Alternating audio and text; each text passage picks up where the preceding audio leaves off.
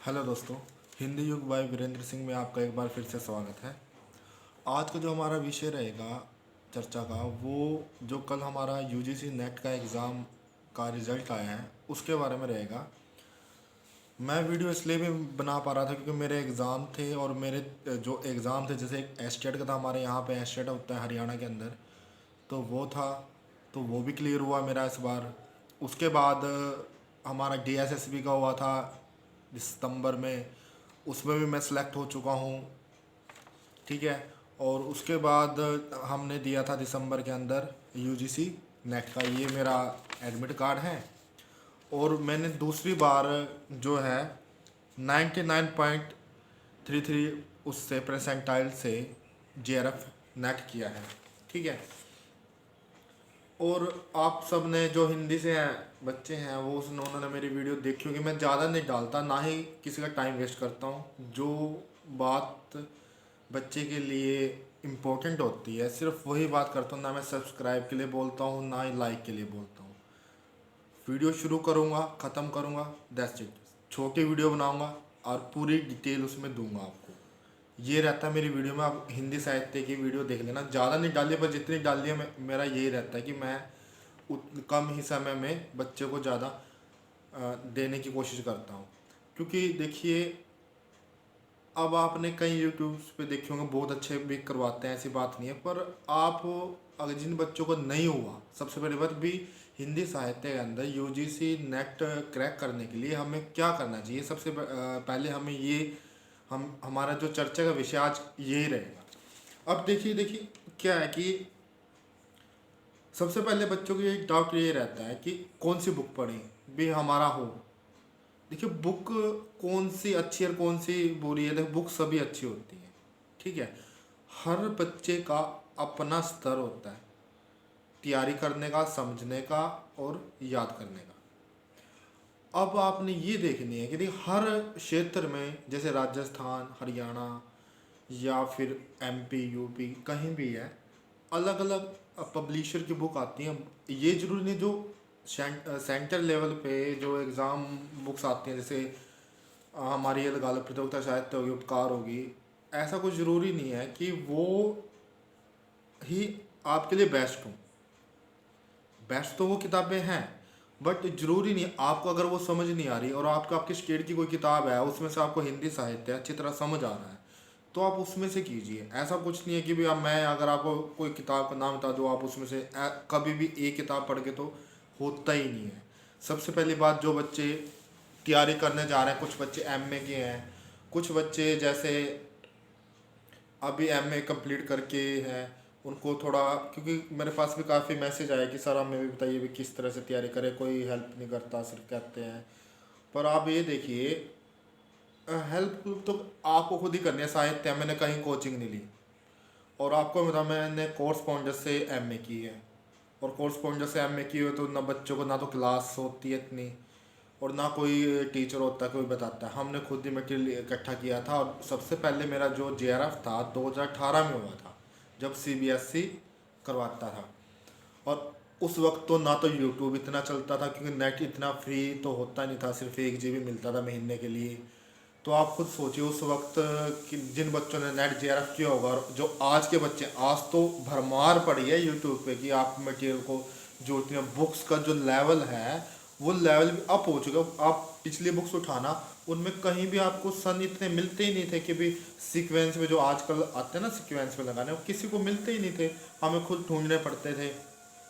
तो आप सबसे पहले ये देखिए कि आपको कौन सी किताब समझ आ रही है और उसमें ऑथेंटिक है मटेरियल, उसको कीजिए। अब कुछ जैसे केवीएस मैदान है फर्स्ट पेपर की, अब मुझे तो समझ नहीं आती, सही बात मैं बताऊँ। ठीक है, किताब अच्छी है।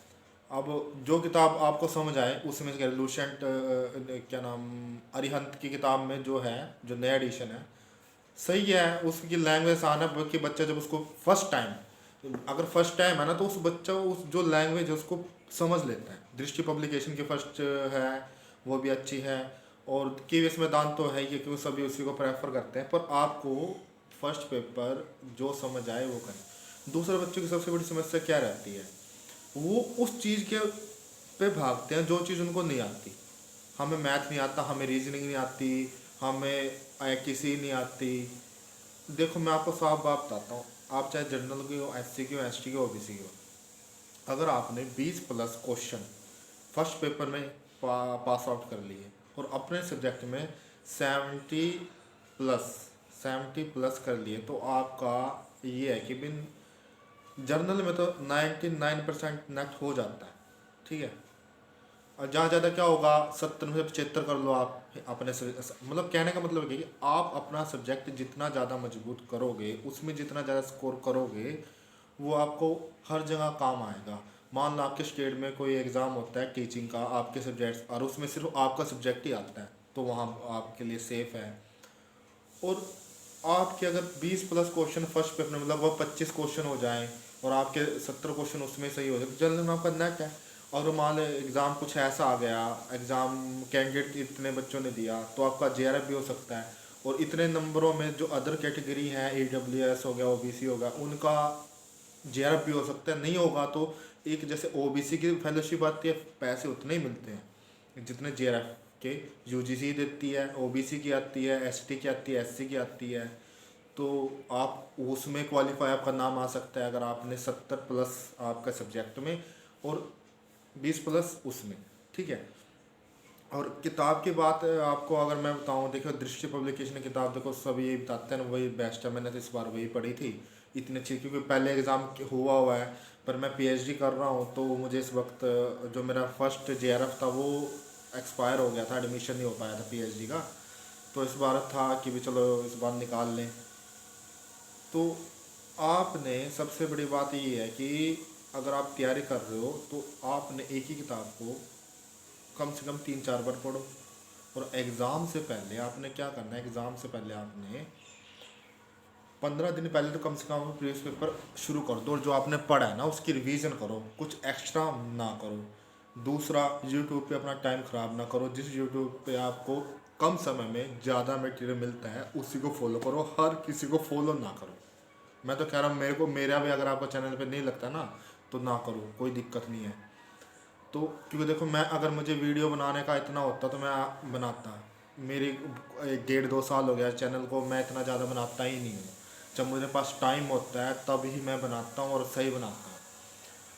और सबसे बड़ी समस्या क्या होती है, आप लोग क्या करते हो, यूट्यूब आपने फॉलो कर रखा है, उस पर क्या करोगे आप, प्रीवियस पेपर की वो चल रही होती है क्लासेस। अब वो जो यूट्यूबर होता है उसको क्या करता है, वो क्वेश्चन देगा और कहेगा जी उस पर आप आंसर आंसर दो। अब आप खुद बताओ, वो 1 घंटे में 10 क्वेश्चन करवा रहा है आपको, 1 घंटे में 10 क्वेश्चन करवा रहा है। उसमें आप, हाँ जी मेरा बी है, मेरा सी है, एक क्वेश्चन को 5 मिनट लगे। इतने में आप, अगर आप यूथ कंपटीशन के जो प्रीवियस पेपर आते हैं, कोई और पब्लिकेशन के कोई और प्रीवियस पेपर आते हैं, यार 1 घंटे में तो आप कम से कम 50 क्वेश्चन कर लोगे विद एक्सप्लेन के साथ। या कोई ऐसा करे जो आपका टाइम ना करे, सीधा। मैंने 1-2 वीडियो बनाई थी प्रीवियस पेपर, उस पर इतना रिस्पॉन्स आया नहीं। मैंने सिर्फ ना तो किसी बच्चे से पूछा, रिकॉर्डेड वीडियो बनाई, आंसर बोला और दिया, बस। अपना 15 मिनट में कम से कम 20-25 क्वेश्चन। अब आप खुद लगाओ उसमें आप कैसे, टाइम तो आपका यहाँ जा रहा है कि 1.5-1.5 घंटा। ये आप कभी ना करो, जो आपको आता है वो करो। और सबसे बड़ी बात क्या है कि ज़रूरी नहीं होता, देखो मैंने इस बार ना काव्य वाला पोर्शन छेड़ा ही नहीं था, क्योंकि मुझे पता था कि अगर मैं काव्य वाला पोर्शन कर तो लूँगा, इतना टाइम तो था, पर उसको दोबारा रिवीजन नहीं, जिस चीज़ को मैं रिवीजन नहीं कर पा सकता उसको दोबारा करने का कोई मतलब नहीं, क्योंकि वहाँ याद ही नहीं आएगा। कम से कम आप कोई भी चीज़ करो, उसको कम से कम आपको 3 से 4 बार रिवीजन होगी तभी है। तो कुछ छोड़ना भी होता है, ज़रूरी नहीं होता कि आपने 100% ही करके जाओ और वो होगा, नहीं। बात यह है कि जो आपने किया और वो अच्छी तरह किया हुआ है, वहाँ आपके क्वेश्चनों के ठीक होने की प्रोबेबिलिटी जो है वो बढ़ जाती है। मान लो आपने 6ठी 7वीं 8वीं 10वीं यूनिट कर ली, काव्य वाली छोड़ दिया, आपके पास समय नहीं है, जो आपने सब कर लिया, तो उसमें क्या आपके 70+ नहीं आ सकते? आ सकते हैं। 10 नंबर का तो 10 क्वेश्चन तो इस बार पैसेज के आ गए थे, आप खुद बताओ। 10 क्वेश्चन तो पैसेज के आ गए थे। अब आप खुद देखना, 10 क्वेश्चन 100 में से हिंदी में या किसी और में, तो मैं नहीं कहता, हिंदी में पैसेज के आ गए। उसके बाद 5-10 क्वेश्चन उसमें कथन अभिकथन वाले आ जाते हैं। बचते कितने? 80 क्वेश्चन बचते हैं सिर्फ हिंदी साहित्य। 80 क्वेश्चन आपके पास, इतना सारा आपके पास सिलेबस है।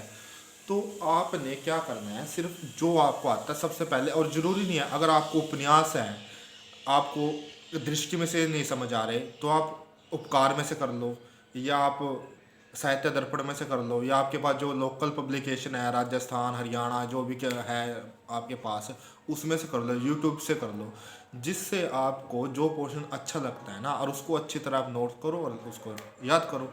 बस ये है, ये इतना कोई बड़ा इशू नहीं रहता। पर बात यह है कि जब तक आप प्रैक्टिस नहीं करोगे, बार बार प्रैक्टिस नहीं करोगे, तब तक नहीं होगा। और सबसे बड़ी बात लक भी होता है, भगवान भी अगर आपका साथ देगा तो लगातार है। मैं खुद कहता हूँ इस बार मेरे 3 एग्ज़ाम लगातार हुए हैं, तो मैं तो इसमें ये कहता हूँ भाई उस ईश्वर की ही कृपा है कि भी हुआ।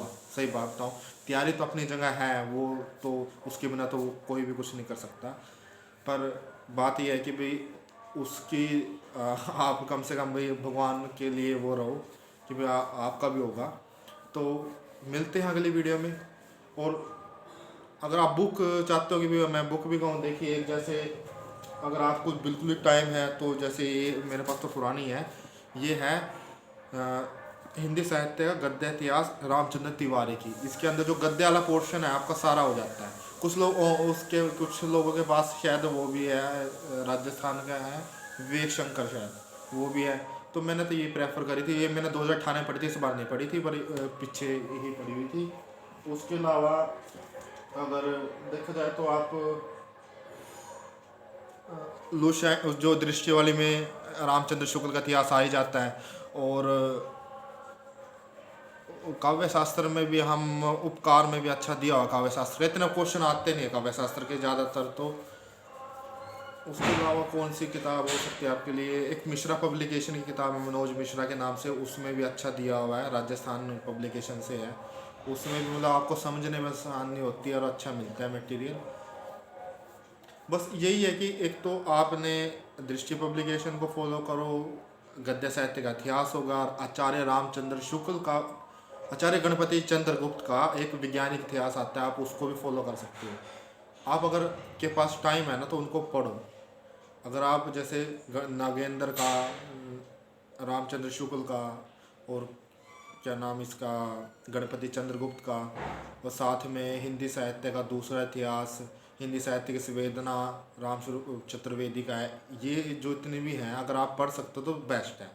पर आपके पास टाइम नहीं है तो आप लूसेंट दृष्टि पब्लिकेशन की किताब को उठाओ, बार बार उसको वो करो। इस बार क्वेश्चन लगभग थे उसमें, मैं कहता हूँ भाई उसमें थे, अगर उस किसी बच्चे को अच्छी तरह लाइन टू लाइन याद होता ना तो शायद उसमें से आपका नेट आराम से हो जाता, कोई दिक्कत नहीं थी इतना।